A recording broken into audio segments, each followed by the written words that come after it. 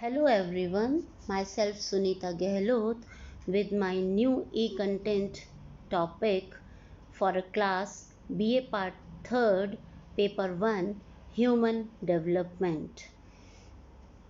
Human Development. Human Development, also known as Child Development, बाल विकास का क्षेत्र अत्यंत विस्तृत और व्यापक है। यह बालक के सर्वांगीण विकास का अध्ययन करता है। यहाँ बालक से तात्पर्य मानव से है, जिसमें न केवल गर्भावस्था से लेकर किशोरावस्था के विकास का अवस्थाओं का वर्णन किया जाता है, बल्कि गर्भकाल से लेकर मृत्यु पर्यंत तक के सभी विकास अवस्थाओं, उनमें होने वाले क्रमिक परिवर्तनों, विभिन्न आयामों, मानसिक प्रक्रियाओं आदि पर भी बल दिया जाता है। साथ ही यह भी जानने का प्रयास किया जाता है कि विभिन्न अवस्थाओं में कौन कौन से परिवर्तन होते हैं, ये परिवर्तन किन कारणों से, क्यों और कैसे होते हैं, किस आयु स्तर पर चरम सीमा पर होते हैं आदि का विस्तार पूर्वक अध्ययन मानव विकास के अंतर्गत रखा गया है। मानव विकास के अंतर्गत हम विभिन्न पहलुओं का अध्ययन करते हैं, जैसे शारीरिक विकास, मानसिक विकास, बौद्धिक विकास, क्रियात्मक विकास, अनुशासन का विकास, संज्ञात्मक विकास, संवेगात्मक विकास, व्यक्तित्व विकास, सृजनात्मक विकास आदि। आज हम व्यक्तित्व विकास, जो कि मानव विकास का एक अभिन्न पहलू है, को हम डिस्कस करेंगे, जिसके अंतर्गत हम इसके शाब्दिक अर्थ को कुछ विशेषताओं के साथ समझने का प्रयास करेंगे। Let's start. हम अपने दैनिक जीवन में अनेकों बार व्यक्तित्व शब्द का प्रयोग बड़ी सरलता से कर लेते हैं। जैसे हम किसी भी सुंदर और आकर्षक व्यक्ति को देखकर और उससे मिलकर तथा बातचीत कर कहते हैं कि अमुक व्यक्ति का व्यक्तित्व बहुत अच्छा है, किंतु वास्तव में व्यक्तित्व शब्द का प्रयोग करते समय हम उसके वास्तविक अर्थ से पूरी तरह अनभिज्ञ रहते हैं। व्यक्तित्व व्यक्ति के विकास का एक अति महत्वपूर्ण पहलू है। व्यक्तित्व ही एक ऐसी वस्तु है जिसके कारण व्यक्ति बाह्य रूप से अनेक विशेषताओं में समान होने पर भी भिन्न दिखाई देता है। इस भिन्नता का प्रमुख कारण यही है कि प्रत्येक प्राणी के भीतर एक अलग प्रकार का व्यक्तित्व विकसित होता रहता है। व्यक्तित्व शब्द एक विस्तृत शब्द है।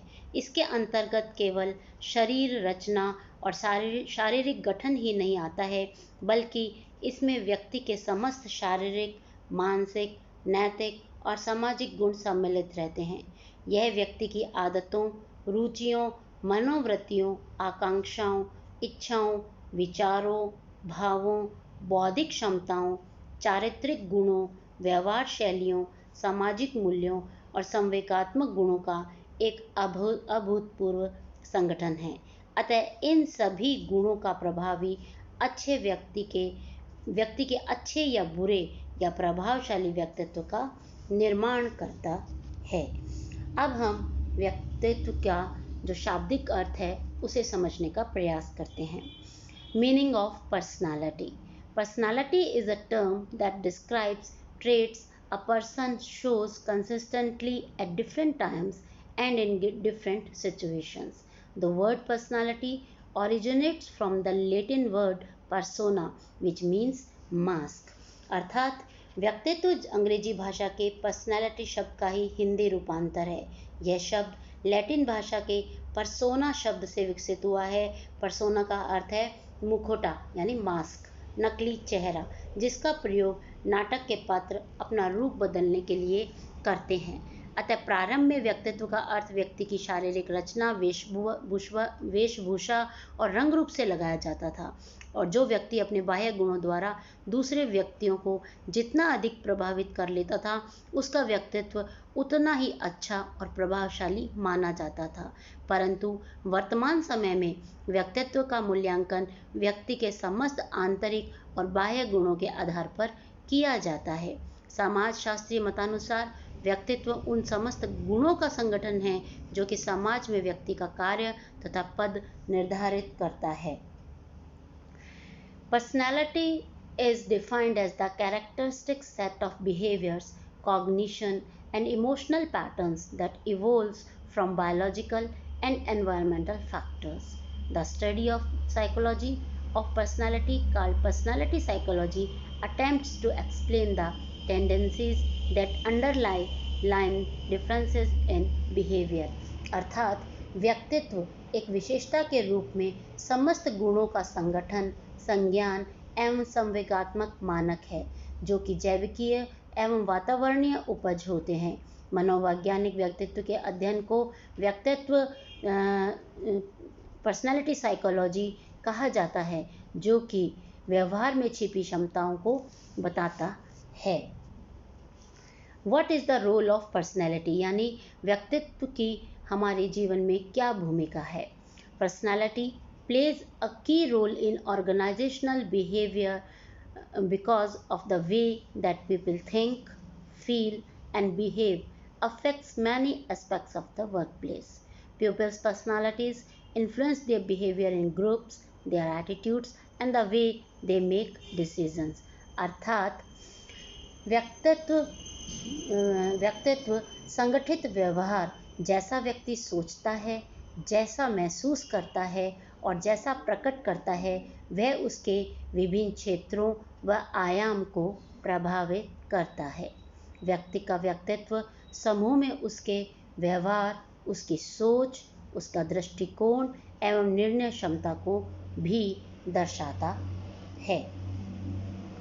What is personality in simple words? अब हम उन पर्सनालिटी की परिभाषाओं को देख लेते हैं। Personality is a term that describes traits a person shows consistently at different times and in different situations. Allport defined personality as a dynamic organization inside a person of psychophysical system that create the person's characteristic patterns of behavior, thoughts and feeling. व्यक्तित्व वह गुण जो स्थायी रूप से व्यक्ति विभिन्न समय एवं स्थिति में प्रदर्शित करता है। यह एक गतिशील संगठन व्यक्ति के अंदर, जो कि व्यक्ति के व्यवहार, सोच व एहसास को प्रकट करता है। गॉर्डन एलोपोर्ट ने इसे परिभाषित करते हुए कहा है, व्यक्तित्व व्यक्ति के मनोदैहिक गुणों का वह गत्यात्मक संगठन है जो वातावरण के साथ उसका अभूतपूर्व समायोजन निर्धारण करती है। वैलेंटाइन भी एक शिक्षाविद रहे जिन्होंने व्यक्तित्व को अपने अनुसार समझाया। उनके अनुसार व्यक्तित्व जन्मजात और अर्जित प्रवृत्तियों का योग है, अर्थात personality is the sum total of innate and acquired dispositions. बिसन्स ने भी अपने शोध कार्य में बताया कि व्यक्तित्व मनुष्य की आदतों, दृष्टिकोणों और लक्षणों का संगठन है, जो कि जैविकीय, सामाजिक एवं सांस्कृतिक कारणों की संयुक्त क्रियाओं से उत्पन्न होता है। That is, personality is the organization of a person's habit, attitudes and traits and arises from the interplay of biological, social and cultural factors. उपर्युक्त सभी परिभाषाओं में व्यक्तित्व को विभिन्न शारीरिक और मानसिक योग्यताओं का सुव्यवस्थित समन्वय बताया गया है, किंतु हमने जो इन परिभाषाओं को देखा, इन सभी परिभाषाओं में एलोपोर्ट्स महोदय की जो परिभाषा है उसको मान्यता अधिक दी गई है।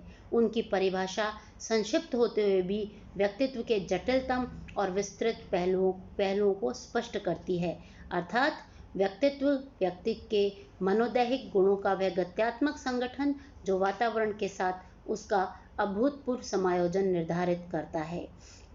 एलोपोर्ट की जो परिभाषा है उसमें निम्नलिखित बातों का विश्लेषण होता है, जैसे मनोदैहिक गुणों का संगठन। एलोपोर्ट के मतानुसार व्यक्तित्व में विभिन्न शारीरिक व मानसिक क्रियाओं का तथा गुणों का योग है। इसमें व्यक्ति के समस्त शारीरिक व मानसिक गुण सम्मिलित रहते हैं। केवल शारीरिक या मानसिक गुणों से ही व्यक्तित्व का निर्धारण नहीं होता है। गत्यात्मक संगठन के विश्लेषण में व्यक्तित्व में स्थिरता और जड़ता नहीं पाई जाती है, व्यक्तित्व विकास में गत्यात्मकता पाई जाती है। गत्यात्मकता से तात्पर्य परिवर्तन से है। व्यक्तित्व में भी परिवर्तनशीलता का गुण पाया जाता है। वातावरण के साथ अभूतपूर्व समायोजन के तहत व्यक्ति सामाजिक प्राणी है। इस नाते उसे अपने वातावरण के साथ समय अनुसार समायोजन करना पड़ता है। अतः व्यक्तित्व एक समग्र रूप है और उसकी विशेषताएं एलपॉर्ट डेफिनेशन के अनुसार कुछ इस तरह से है। There are 3 criteria that are characterized personality traits। जो व्यक्तित्व होता है उसके 3 क्राइटेरिया यानी 3 विशेषताएं बताई गई हैं। Consistency, stability and individual differences. अर्थात कंसिस्टेंसी यानी जो कि स्थायी अंग है, संगति है। स्टेबिलिटी यानी स्थिरता एवं इंडिविजुअल डिफरेंसेस यानी व्यक्तिक भिन्नता। To have a personality trait, individuals must be somewhat consistent across situations in their behavior related to the trait। विशेषताएं, जैसा पहला है, किसी भी व्यक्ति का व्यक्तित्व एक अर्जित योग्यता है।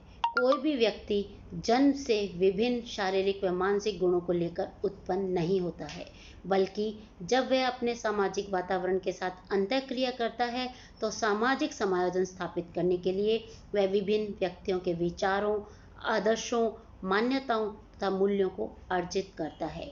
यदि अर्जित शारीरिक, मानसिक, सामाजिक और सांस्कृतिक गुण समन्वित होकर उसके व्यक्तित्व का स्थायी अंग बन जाते हैं, अतः व्यक्तित्व अर्जित योग्यताओं का समन्वित रूप है, उसमें कंसिस्टेंसी पाई जाती है।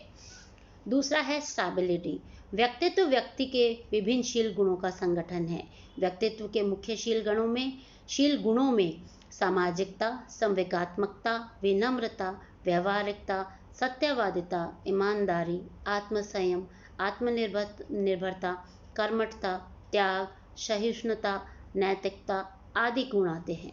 प्रत्येक व्यक्ति में ये शील गुण समान मात्रा में नहीं पाए जाते, इसलिए प्रत्येक व्यक्ति का व्यक्तित्व अलग अलग होता है।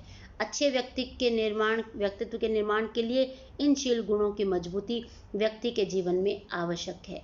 जो व्यक्ति अपने जीवन में इन गुणों को अंदर तक आत्मसात कर लेता है, उसी का व्यक्तित्व प्रभावशाली होता है। अतः व्यक्ति के विभिन्न शारीरिक, मानसिक और सामाजिक शील गुणों के स्थिर संगठन को ही व्यक्तित्व कहा जाता है। अब आते हैं इंडिविजुअल डिफरेंसेस। विकास क्रम में प्रत्येक व्यक्ति के एक अलग ही व्यक्तित्व का निर्धारण होता है। कुछ व्यक्तित्व प्रभावशाली होते हैं जबकि कुछ कम प्रभावशाली। इसी प्रकार किसी का व्यक्तित्व अच्छा होता है और किसी का बुरा। अतः व्यक्तित्व विकास में विभिन्नताएं पाई जाती हैं। किन्हीं दो व्यक्तियों का व्यक्तित्व एक समान नहीं होता है, क्योंकि उनके विभिन्न शारीरिक और मानसिक गुण तथा क्रियाकलापों में भिन्नता होती है। इसलिए इंडिविजुअल डिफरेंसेस जो व्यक्ति की पर्सनालिटी है उसमें से पाए जाते हैं। इसी के साथ आज का जो टॉपिक है, जिसमें हमने व्यक्तित्व की विभिन्न परिभाषाओं के साथ व्यक्तित्व शब्द को समझने की कोशिश की है, साथ ही उसकी कुछ विशेषताओं को भी समझने का प्रयास किया है। नेक्स्ट टॉपिक में इसी के आगे कंटिन्यू करेंगे। तब तक के लिए थैंक यू।